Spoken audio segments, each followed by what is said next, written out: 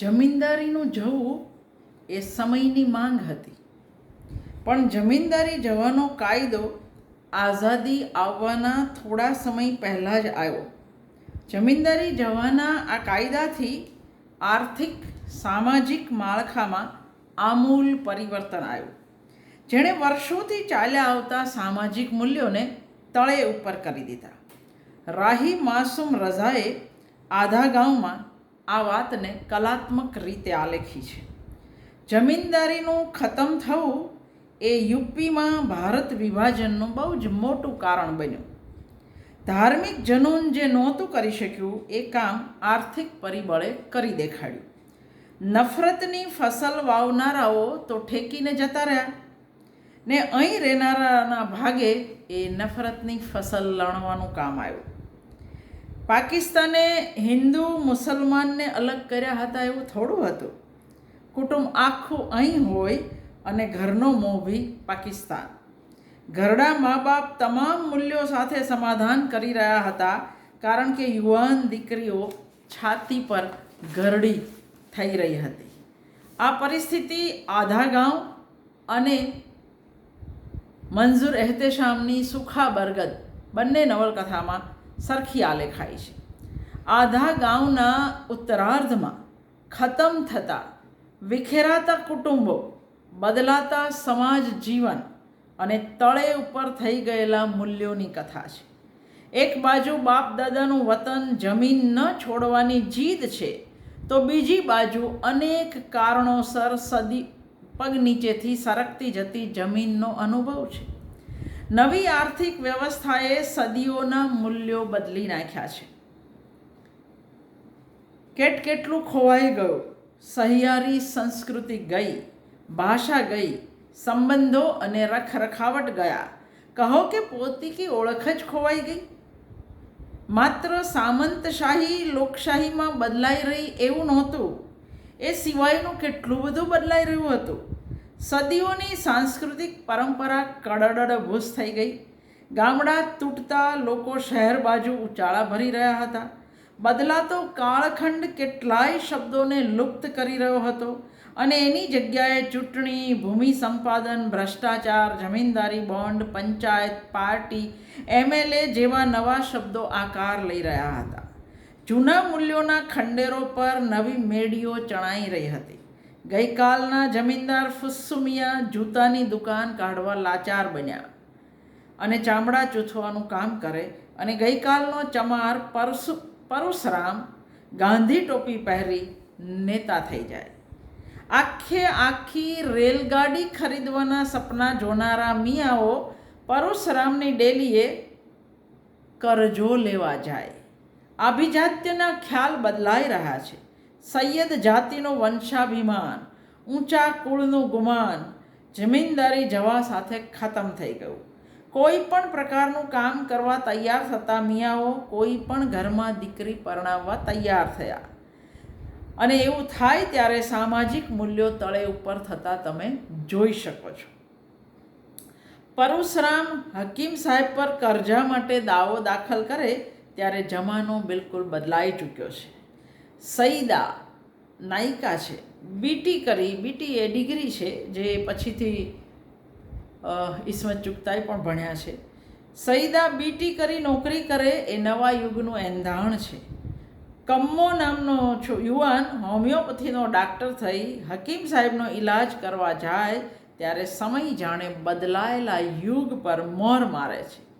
ઇતિહાસ માત્ર રાજકીય ઘટનાક્રમ નથી હોતો, એનો પ્રભાવ ઇતિહાસ જીવનારાઓને પણ વેઠવાનો થાય છે.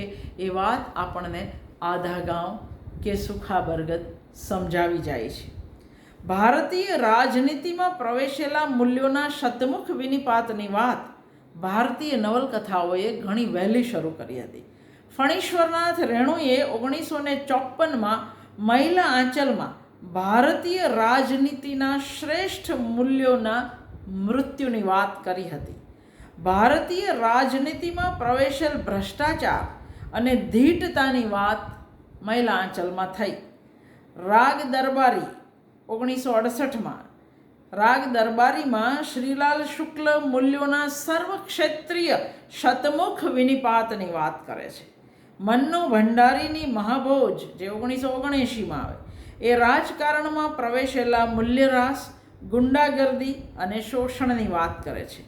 8મા દાયકામાં એક રાજકીય પક્ષ પાસેથી સત્તા બીજા રાજકીય પક્ષ પાસે ચોક્કસ ગઈ, પણ રાજકીય નૈતિક મૂલ્યોની પડતીમાં આ સત્તા પલટાથી કોઈ ફરક પડ્યો નહોતો એની વાત મહાભોજ આપણને કરે છે.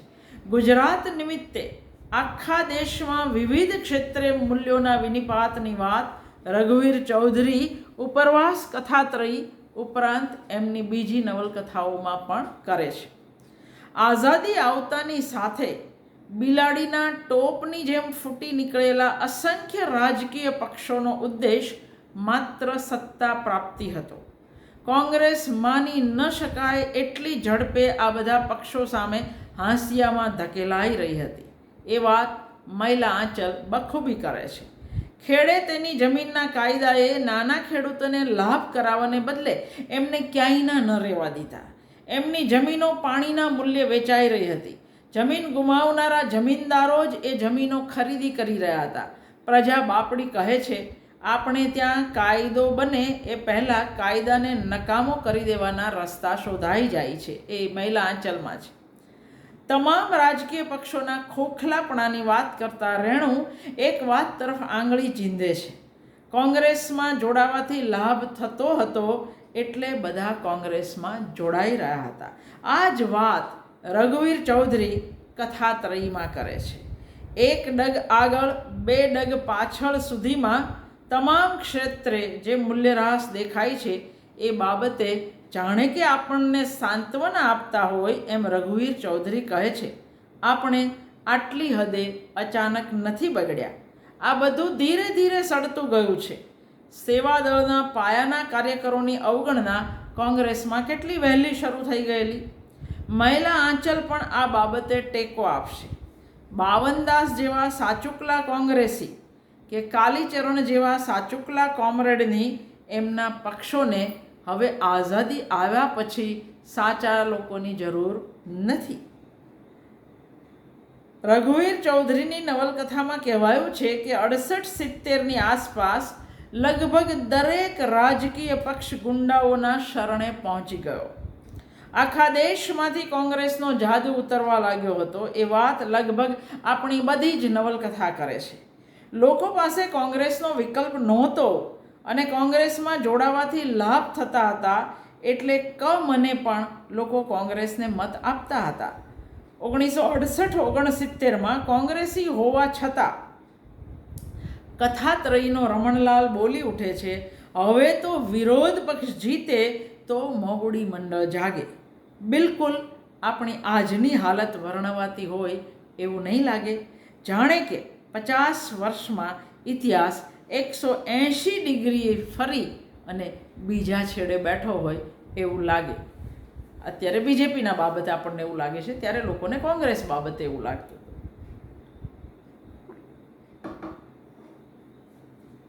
દેશ આઝાદ થતાની સાથે રાજનીતિનો વિકૃત ચહેરો વધારે ભયાવહ, વધારે વરવો થઈ ગયો.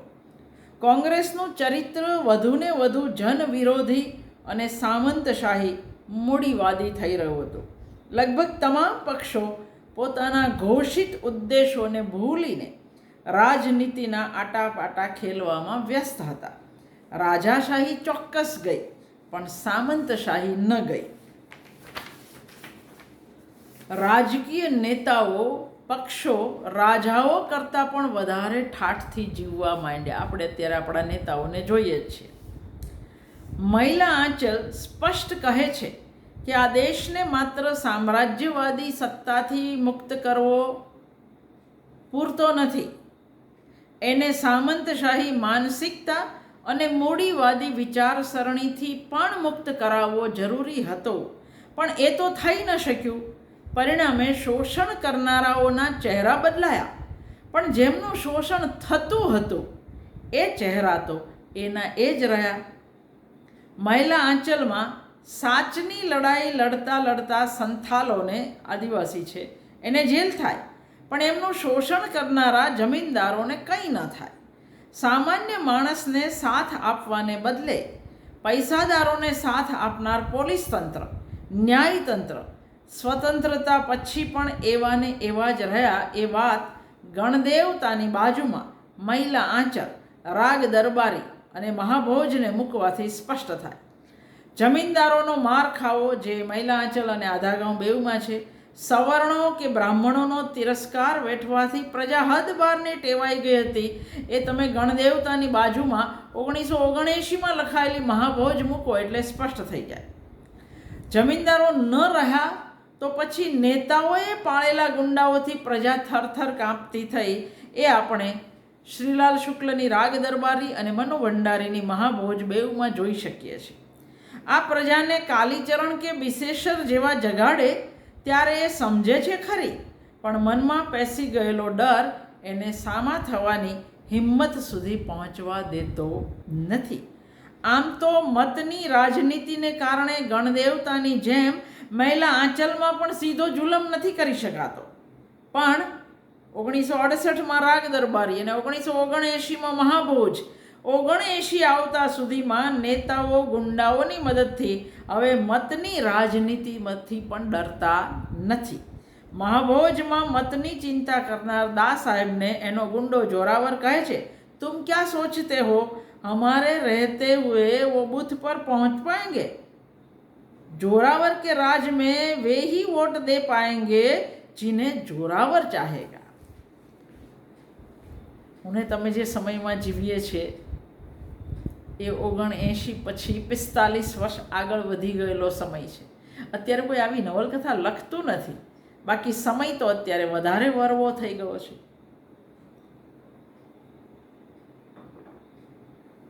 મૂલ્યોનું જગત કેટલું જલ્દી બદલાયું, પ્રજાકીય સ્તરે આપણે કેટલા જલ્દી બગડ્યા. 1953માં લોકો કહેતા થઈ ગયેલા કે મંત્રીની સભામાં જવા માટે ગાડીમાં ટિકિટ થોડી જ લાગે. મહિલા આંચલમાં લોકો વાત કરે છે, સરकारी नौकरी वाले की जब बदली होती है तो वह सभी चीज़ें बेच देता है क्योंकि नई जगह में जाकर उसे नई चीज़ें मिल जाती है. આ સત્ય છે.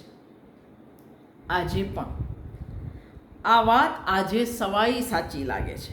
આપણે પ્રમાણિકતા, નિષ્ઠા, સચ્ચાઈ જેવા મૂળભૂત મૂલ્યોને એટલી ઝડપે છોડી દીધા કે પ્રજા તરીકે કદી આ મૂલ્યોમાં આપણે માનતા હતા ખરા એવો પ્રશ્ન થાય.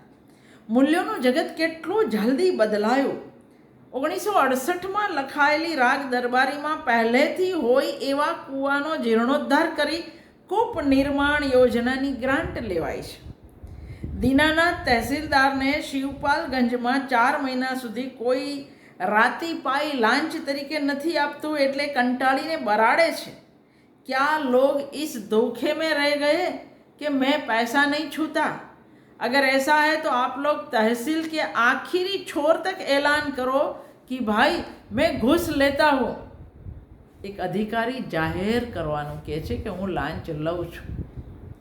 બદલાયેલા કાળખંડમાં લાંચને નૈતિકતા કે પ્રમાણિકતા સાથે કોઈ સંબંધ નથી રહ્યો. એ વ્યવહારનું એક અંગ બની ગઈ છે. લેનાર કે દેનાર બેમાંથી કોઈને એની સામે વાંધો પણ નથી ને ફરિયાદ પણ નથી. ઉલટાના લોકો દયા ખાય છે કે બિચારાને 3 દીકરીઓ છે, લાંચ ન લે તો પરણાવે કેવી રીતે? રઘુવીર ચૌધરીની પંચપુરાણના શંકરમુખી તો પોતાની અક્કલ પ્રમાણે કહી પણ બેસે છે કે લાંચ વગર આપણો વહીવટ ચાલતો નથી, તો પછી નાના મોટા કામ માટેની લાંચની રકમ નક્કી કરતા સરકારને વાંધો શું આવે છે? નક્કી જ કરી દે.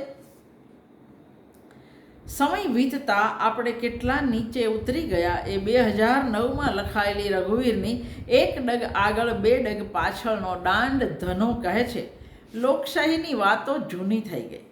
આજે તો આપલેનો વહીવટ ચાલે છે. શું નેતા કે શું પ્રજા, બધાને સ્વાર્થના સોદા ગમે છે. મત લાલચ આપીને ખરીદાય છે અને યોજનાઓ દલાલીથી અપાય છે.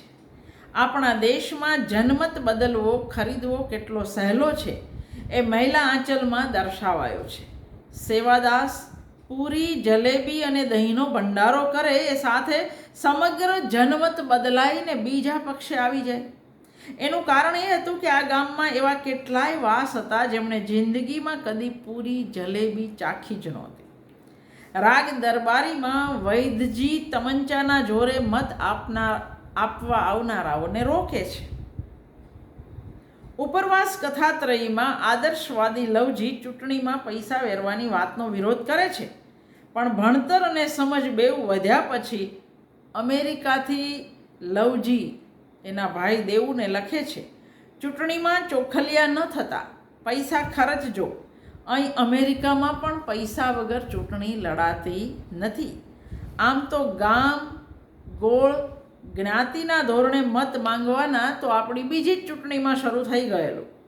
ચૂંટણી જીતવા ખોટું કરવું પડે, પૈસા વેરવા પડે, એ આપણે ત્યાં કેટલું બધું વહેલું સ્વીકારાઈ ગયું.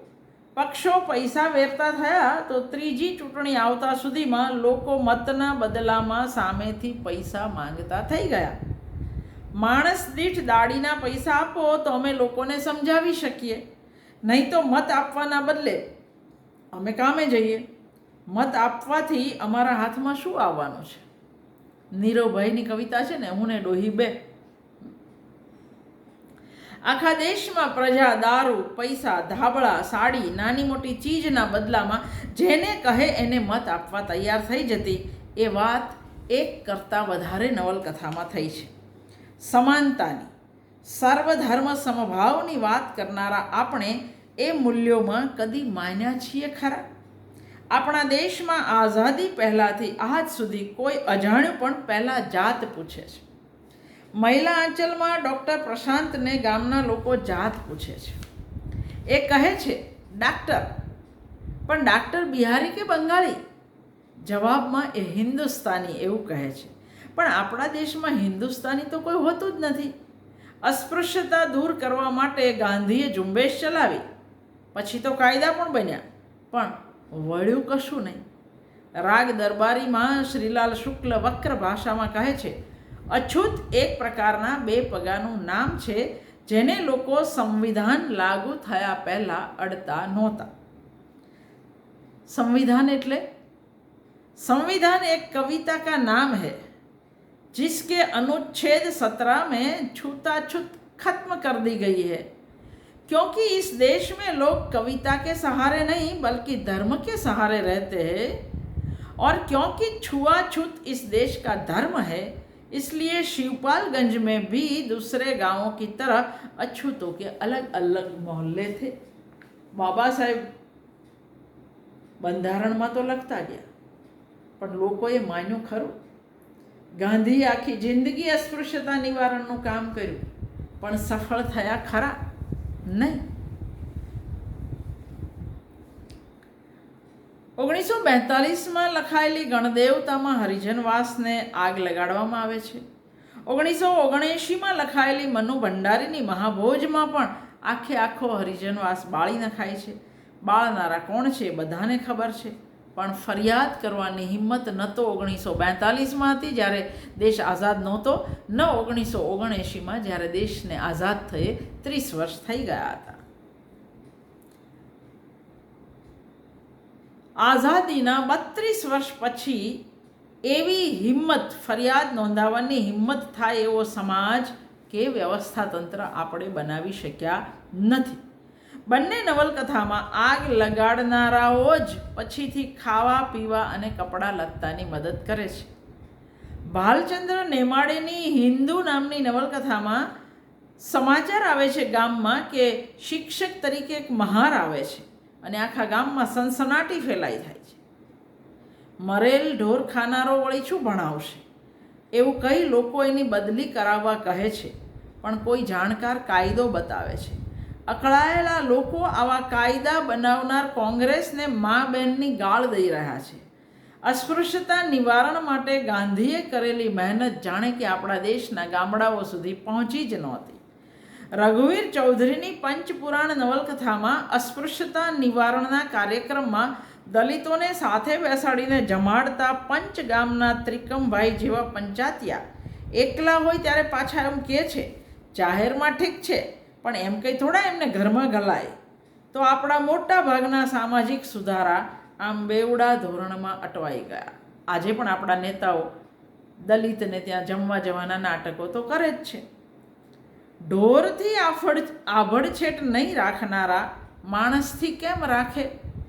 એવો કથાત્રયીના લવજીનો પ્રશ્ન આજે 2025માં પણ જવાબ માંગતો એમને એમ ઊભો છે. આપણે જેને ગાંધી મૂલ્યો કહીએ છીએ એ તો ગાંધીના ગયા પહેલાં જ ગાયબ થઈ ગયેલા. રાગ દરબારીના લેખક એટલે જ વક્રવાણીમાં લખે છે, ગાંધી जैसा कि कुछ लोगों को आज भी याद होगा, भारतवर्ष में ही पैदा हुए थे और उसके अस्थि कलश के साथ ही उनके सिद्धांतों को भी संगम में बहा देने के बाद यह तय किया गया कि गांधी की याद में अब सिर्फ पक्की इमारतें बनाई जाएगी, बाकी गांधीની આદેશને જરૂર નથી. એટલે ગાંધીના નામે ચોક ચબૂતરા ને રસ્તાઓ બન્યા.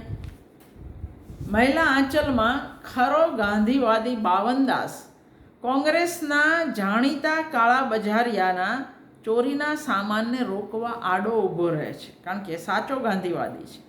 સત્યાગ્રહ કરે છે, મારી લાશ પરથી તમારા ગાડા જાય પણ હું જવા નહીં દઉં. અને કાલરાના ગાડાઓ ખરેખર બાવનદાસના શરીરને કચડીને આગળ જાય છે. બાવનદાસના શરીર પરથી ગાડા ચલાવનારા ગાંધીજીના શ્રાદ્ધનો દિવસ છે ત્યારે દારૂ અને મુરગીની મહેફિલ માણી રહ્યા છે. અને બાવનદાસની હત્યા પછી એમને જલસા કરવા માટે 2 ટાંગવાળી મુરગીની જરૂર છે. 4 ટાંગવાળી નહીં, 2 ટાંગવાળી મુરગીની જરૂર છે. બાવનદાસની લાશને પાકિસ્તાનની સરહદમાં આ ભ્રષ્ટ લોકો જ ફેંકે છે.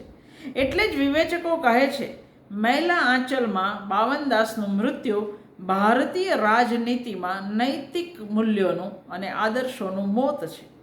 ગાંધીની અહિંસાને, સાધન શુદ્ધિની વાતને બાલદેવ જેવા ગાંધીવાદી સમજ્યા જ નથી. એટલે જ આવા લોકોએ ગાંધીના ગયા પછી તરત ગાંધી મૂલ્યોને માત્ર આડંબર પૂરતા, બાહ્ય દેખાવ પૂરતા મર્યાદિત કરી દીધા. ખાદી પહેરવી, અહિંસાની ઉપવાસની વાતો કરવી, રેંટિયો કાંતવો વગેરે, પણ મુશ્કેલીમાં આવી પડેલી લક્ષ્મીની મદદ ન કરે. કાળા બજાર જેવા લોક વિરોધી કામ કરવામાં બાલદેવને જરાય તકલીફ નથી થતી. મહાભોજમાં તો સર્જક સીધો પ્રવેશ કરીને કહે છે, गांधी नेहरू को देश एक क्षण के लिए भी नहीं भूलता. चप्पे चप्पे में वे आपको विराजमान मिलेंगे, चाहे निर्जीव तस्वीरों के रूप में भले हो, पर मिलेंगे सही.